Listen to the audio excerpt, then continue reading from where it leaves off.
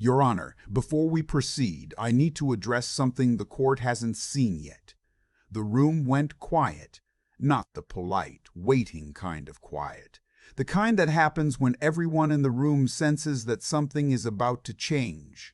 My wife's attorney, a sharp-dressed man named Gerald Fitch, stopped mid-sentence. My wife, Sandra, looked up from the table where she'd been sitting for the past 40 minutes, looking like she'd already won. She had that expression she used to save for poker nights. Controlled, satisfied, like the outcome had been decided before any of us sat down. I was 63 years old, standing in a Maricopa County courtroom in my best blazer, the navy one Sandra always said made me look like a substitute teacher, holding a manila folder that I had carried to bed with me the night before because I was afraid to let it out of my hands. My own attorney, a young woman named Patricia Osei, who charged $280 an hour and had told me twice to just settle, was staring at me like I had just stood up in church and said something blasphemous. I didn't look at any of them. I looked at the judge. This evidence was obtained legally and only came into my possession 6 days ago, I said. I believe the court needs to hear it before any settlement is finalized. Judge Ann Vargas leaned back in her chair and studied me the way you study a road sign in a storm, trying to figure out if you're reading it right. She was in her mid-50s, gray at the temples, with the particular brand of patience that only people who spent decades watching human beings lie to each other ever develop. "Mr. Aldridge," she said, "you understand this delay's proceedings." "I do, Your Honor. And you understand your wife's counsel will object." "I expect he will." Gerald Fitch was already on his feet. "Your Honor, Mr. Aldridge has had over a year to submit any." "I know," I said quietly, because I spent over a year believing her. Sandra's expression didn't change, but her hands did. She flattened them against the table like she was bracing for something. The judge looked at the folder in my hand. "Approach," she said. "Let me back up, because none of this makes any sense without the 37 years that came before that courtroom. My name is Walter Aldridge. I'm 63 years old. I spent most of my working life as a civil engineer for the city of Phoenix, 41 years. I started as a junior draftsman making $18,000 a year in 1983. And I retired at 59 as a senior project manager. The work was unglamorous. Infrastructure, water systems, drainage planning, road grade assessments, the kind of work nobody thinks about until something breaks. I was good at it, patient, methodical. I noticed things other people overlooked. That, it turns out, was both my strength and the reason it took me so long to see what was right in front of me. I met Sandra in 1987 at a church social in Tempe. She was 26 and working as a bookkeeper for a small architecture firm. I was 27 and wearing a shirt my mother had ironed. She laughed at something I said. I don't even remember what. And that was that. 14 months later, we were married in a small ceremony at my parents' backyard. My father cried. Sandra's mother gave a toast that went on too long. We drove to Sedona for our honeymoon. We had 2 children, a daughter, Renee, born in 1990, a son, Craig, born in 1993. We raised them in a 3-bedroom house in Chandler that we bought for $118,000 and paid off over 22 years. Sandra stopped bookkeeping when Renee was born and spent the next 15 years as the center of that household. School pickups and soccer schedules and birthday cakes from scratch. I worked. She managed everything else. It worked. I thought it worked. I retired in 2019. We had money, a paid-off house worth around $490,000 at the time, my pension of $4,100 a month, a 401k with $690,000 in it, an IRA Sandra and I had opened together in 2004 that had grown to about $215,000. Enough, more than enough. The divorce papers arrived 13 months after I retired. Sandra had been quietly consulting an attorney for at least 6 of those months. I know that now. At the time, I just thought she seemed distracted. She said she wasn't happy. She said retirement had shown her we wanted different things. She said she'd been unhappy for years, but had stayed for the kids and then stayed because it felt like the wrong time to leave. And now, finally, she was choosing herself. I won't pretend that didn't break something in me. 37 years, 2 children, a house full of ordinary life. And she had been waiting, counting down to some private finish line I hadn't known existed. Her attorney's first proposal was aggressive. The house entirely hers, half the pension, monthly for life, half the 401k, half the IRA, plus a lump sum of $85,000 from the joint savings account, which she argued she was entitled to as compensation for the years she'd spent out of the workforce. The number on the page was $785,000 in total, not counting the monthly pension payments she'd receive until she died or remarried. Patricia told me to counter, told me Arizona is a community property state and I had a strong position. I told her I'd think about it. What I didn't tell her was that something had been bothering me for months, something that didn't add up. Sandra and I, in the final years of our marriage, had almost no financial life together. She handled the household accounts. I had my pension deposited into our joint checking account and never thought much about the balance because Sandra said she was managing it and I believed her. But after she filed, I started actually looking, really looking, comparing deposits against expenses, running the numbers the way I would have run load calculations on a bridge. What I found was that over the preceding 4 years, approximately $127,000 had left our joint accounts in transfers and cash withdrawals that I could not account for. Not mortgage, not utilities, not groceries or car payments or any household expense I recognized. Small amounts mostly. $1,400 here, $200 there, a few that were larger, all of them with descriptions that were vague or missing. I didn't say anything to Patricia. Not yet. I didn't want to sound paranoid, didn't want to be the bitter husband who makes accusations he can't back up. Instead, I called an old friend named Roy Dempster. Roy had retired from the FBI's Financial Crimes Unit in 2017. We'd been in the same church small group for 11 years. He owed me nothing, but he was the kind of man who helped anyway. Over coffee at his kitchen table in Mesa, I laid out the statements. Roy looked at them for a long time without speaking. Then he looked at me. "Walt," he said, "how much do you know about Sandra's family finances before you got married?" "She was a bookkeeper," I said. "She came from a modest family. Why? Because whoever moved this money knew how to move it. These aren't sloppy transfers, they're structured, amounts low enough to avoid triggering automatic flags, regular but not rhythmic enough to create a pattern a casual review would catch." I stared at him. "Are you saying she was hiding money?" "I'm saying someone with financial training was moving money in a way that suggests they didn't want it noticed." He paused. "I'm saying you should hire a forensic accountant. Her name was Deborah Crane. She came recommended by Roy and charged $350 an hour. She spent 6 weeks reviewing every financial record I could legally obtain. Tax returns, joint accounts, business filings, credit reports. She was thorough in a way that made Patricia Osei nervous when I finally told her what I was doing. Deborah's report was 43 pages long. I read it twice in my truck in her parking lot before I could drive. Sandra had a business. Not a complicated business. A small residential property management LLC she'd registered in New Mexico in 2016 under her maiden name, Sandra Holt, not Sandra Aldridge.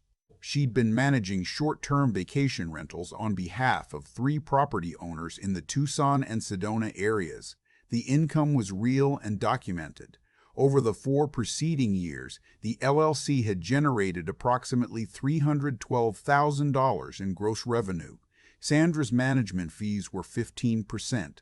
Her take, $46,800. That alone wasn't necessarily illegal, but the $127,000 in transfers? Deborah traced most of it to a personal savings account at a credit union in Albuquerque, Sandra's name only, opened in 2017. Balance at the time of our review, $118,409. She had been building a private nest egg for 7 years while managing our shared finances, while I deposited every paycheck into our joint account, while I told myself we were a team. The settlement she was demanding assumed those accounts didn't exist. She had not disclosed them. That is not a technicality. In an Arizona divorce proceeding, both parties are required to file a detailed disclosure of all assets. Sandra had filed hers. The LLC was not on it. The Albuquerque account was not on it.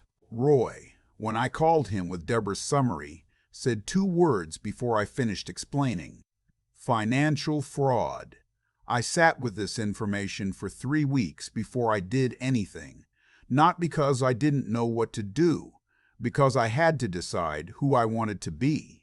Sandra was the mother of my children. Whatever she had done, she was still the woman who had sat with me in the hospital when my father had his stroke in 2011. Still the woman who had held our daughter through 3 years of anxiety and therapy and bad decisions in her 20s. Still the person who knew without being told when I needed quiet and when I needed to talk. I had loved her. For a long time, I had loved her genuinely and well, and she had spent years quietly building an exit strategy while I thought we were building a retirement. I'm 63 years old. I have had enough time to understand that the same person can be both, the woman who sat beside you in the hard moments and the woman who was already planning to leave. People are not simple. That doesn't make the betrayal less real. It just means you don't get the comfort of a villain. I called Renee first. My daughter lives in Denver now with her husband and my 2 grandchildren.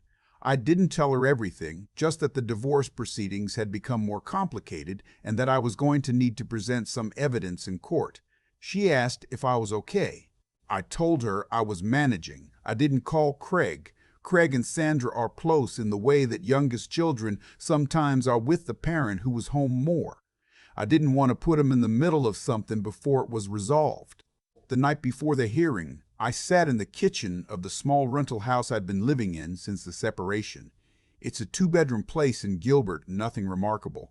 I made a pot of coffee and I spread Deborah's report across the kitchen table and I read it one more time. I had spent 41 years noticing what other people overlooked. Drainage patterns, load tolerances, the way water behaves when the grade is slightly off. The problem was always visible if you looked at the right things. You just had to be willing to look. I hadn't been willing for a long time. I had decided not to look. And I think in the quiet honesty of that kitchen, I had to admit that to myself before I walked into that courtroom. Judge Vargas read Deborah Crane's summary report with the kind of careful attention that I recognized as professional and personal both. She read all 43 pages. Gerald Fitch requested a recess. It was granted. He spent 22 minutes in the hallway with Sandra. I sat at the respondents' table and drank water and did not look at my wife. Patricia leaned over and whispered, "Where did this come from?" I paid attention, I said. When the hearing resumed, Gerald Fitch attempted 3 different arguments. First, that the LLC was a pre-disclosure asset that Sandra hadn't believed was subject to division. Second, that the Albuquerque account contained funds she'd earned independently and was entitled to maintain. Third, that the transfers from our joint account represented informal compensation for household management work she'd performed without pay. Judge Vargas listened to all 3 arguments without expression. Then she asked Sandra directly, "Mrs. Aldridge, were you aware that your financial disclosure obligation included all accounts and business interests in your name or control, regardless of the state of registration?" Sandra's composure, the one she'd maintained for 45 minutes, finally showed a seam. "My attorney advised me on what to include," she said. "That is not an answer to my question." Silence. Mrs. Aldridge. "Yes," Sandra said. "I understood the requirement. I had known Sandra for 37 years, and I had heard her lie maybe a handful of times. Small social lies, the kind everyone tells. I had never heard her lie in a room where the consequences were this large. She looked diminished somehow, like a structure that had always appeared solid and was now visibly settling. Your Honor, Gerald Fitch's voice had lost several degrees of its earlier confidence. My client would like to request your client, Judge Vargas said, has filed a materially incomplete financial disclosure in a community property proceeding. I'm going to refer this matter to the State Bar for review of counsel's role in that disclosure. I'm also noting that the non-disclosed assets appear to total approximately $165,000, including the business income and the private savings account. That will be factored into the revised settlement proceedings. She set down the report and looked at Sandra for a moment that felt like it lasted longer than it did. This court does not look favorably on financial concealment during divorce proceedings, Mrs. Aldridge. I want to be clear about that. Renee flew in from Denver the following weekend. She sat across from me at the kitchen table in Gilbert with a cup of tea she wasn't drinking and said very quietly, "Did you know, before you hired the accountant?" "I suspected," I said. "I didn't want to be right." "Why didn't you tell me?" "Because it wasn't your weight to carry." I paused. "It's still not, really. I'm telling you now because you deserve to know, not because I need you to be angry on my behalf." She was quiet for a while. "Are you angry?" I thought about that. I thought about the coffee that went cold the morning I first read Deborah's report in her parking lot. The feeling that had moved through me, which was not exactly rage and not exactly grief, but something that had no clean name, a kind of rearrangement. The world you thought you were in turning out to have been a slightly different world all along. I said. Mostly now, I'm tired, and I want it to be over. Craig called me 3 days later. Sandra had told him her version, which didn't include the LLC or the Albuquerque account or the word fraud. He was upset. We talked for an hour. It was hard. He loves his mother, and he has every right to, and I told him so. I told him that what happened between Sandra and me was between Sandra and me, and that his relationship with her didn't have to account for my experience. He went quiet at that. Then he said, "That's very generous, Dad." "It's not generous," I said. "She's your mother." "That's just what's true. The revised settlement took 4 months to finalize. The house is being sold and the equity split 55 for 45 in my favor, accounting for the concealed assets. The 401k divided equally. The IRA divided equally. The pension, Sandra will still receive a portion of. Her attorney negotiated that, and I didn't fight it because I'm 63 and I wanted to stop fighting. The Albuquerque account will be divided as a community property asset.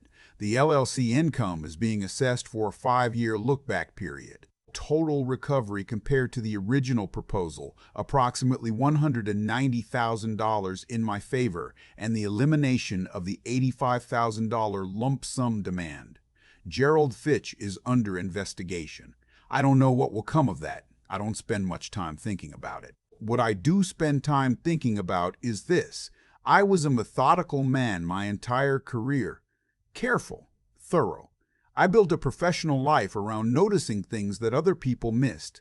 And for the last 7 years of my marriage, I chose not to use any of those skills at home. I chose to trust without verifying, to assume the accounts balanced because they always had before, to tell myself that quiet unease was just the adjustment of retirement, just the friction of two people renegotiating their days. I don't say that to excuse Sandra. What she did was deliberate and sustained and, in the end, illegal. The concealment was real. The planning was real. The intent to walk away with an advantage she had manufactured quietly over years, while I deposited every dollar I earned into an account we were supposed to share. All of that was real. But I also have to be honest with myself. I stopped paying attention, not to the money specifically, but to the whole of it, to Sandra, to the distance that had opened between us, to the small signals that something had shifted. I convinced myself that a long marriage's natural quiet was the same as peace. It wasn't. I moved back to Chandler after the house sold.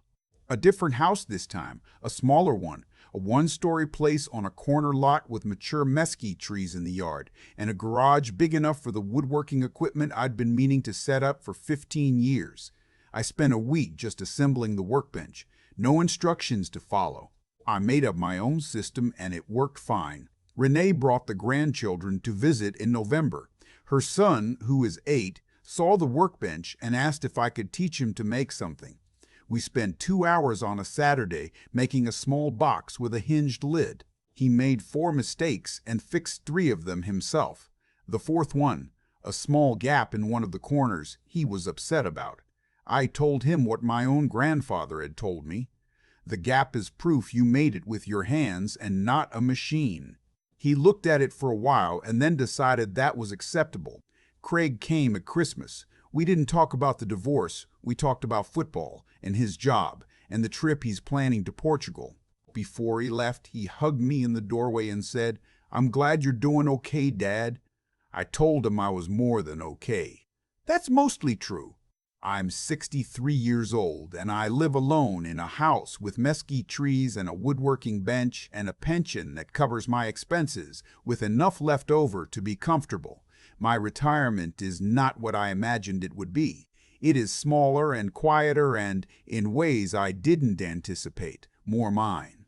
I think about the man I was in that courtroom, 63 in a navy blazer holding a folder that held years of careful looking. I was not young. I was not dramatic. I did not speak loudly or perform anything for anyone in that room. I had just, finally, paid attention, the way I always knew how to. That is all any of it ever required. If you're in a long marriage and something feels off, financially, emotionally, in any direction, I am not telling you to assume the worst. Most people do not conceal 7 years of financial planning from someone who trusts them. Most people are not building exit strategies while appearing to build a life. But I am telling you this. You are allowed to look. You are allowed to ask questions about accounts you share and transactions you don't recognize. Asking those questions is not an accusation. It is participation. A marriage is a financial partnership as much as anything else, and you are a full partner with a right to full information. I gave Sandra the benefit of the doubt for 7 years. That was a choice, and choices have costs. The cost of that particular choice was almost $190,000 and a year of my retirement that I spent in depositions and discovery requests and sleepless nights at a kitchen table going through statements.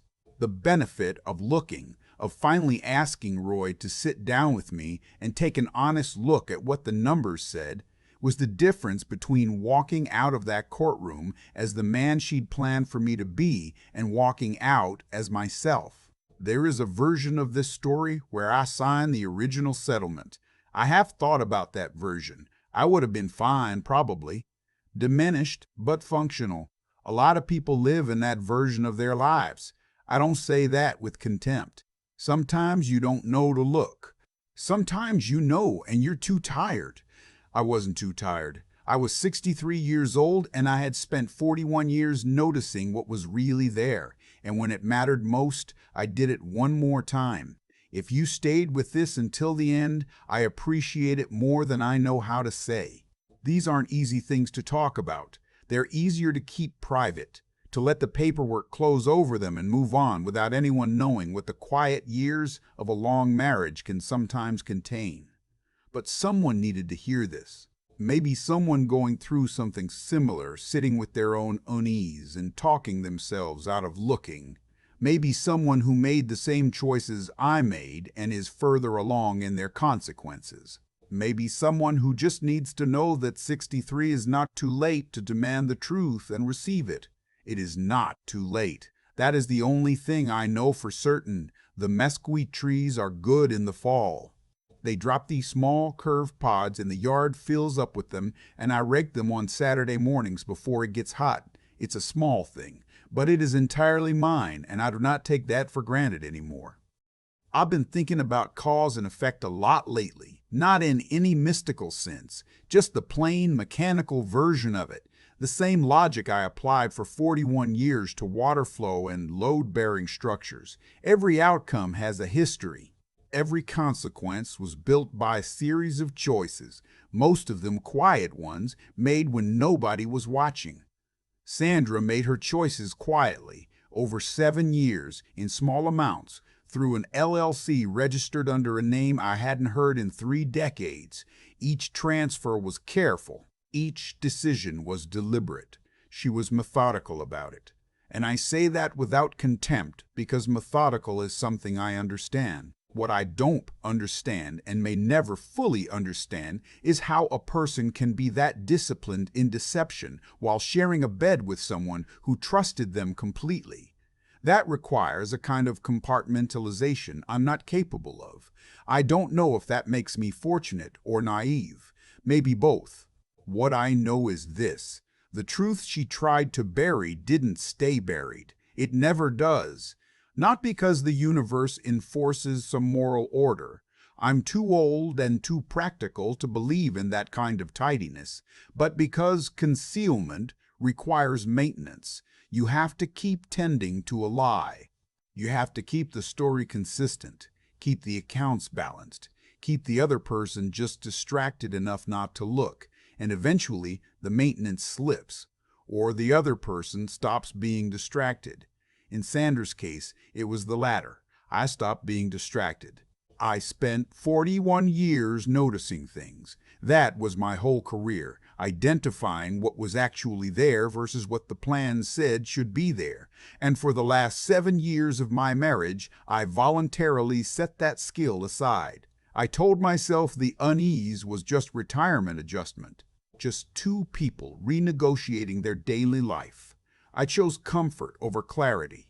That was my choice, and it cost me, and I own that. What I want to say to anyone watching this, especially if you're in a long marriage and something feels slightly off financially or otherwise, is that paying attention is not an act of suspicion. It is an act of respect. Respect for yourself, respect for the partnership, respect for the truth that a real relationship should be able to hold without breaking. Asking to understand the accounts you share is not an accusation. Wanting to know where the money goes is not distrust. It is participation, and you are allowed to participate in your own life. Renee told me after everything settled that she was proud of me. I told her I didn't do anything heroic. I just finally looked at what was actually there. She said, "Dad, that's the hard part."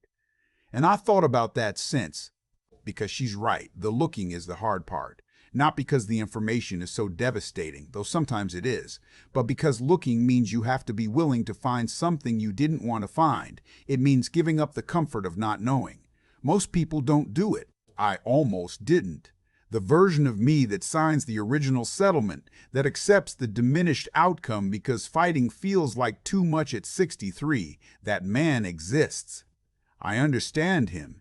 He just decided in the end that being tired was not the same as being finished. That's the only lesson I have. Not a grand one. Just this: your ability to see clearly is still yours, even late in life, even after years of choosing not to use it. And the moment you decide to look, honestly and without flinching, is the moment the truth stops belonging to the people who were hiding it from you. It comes back to you. It always does.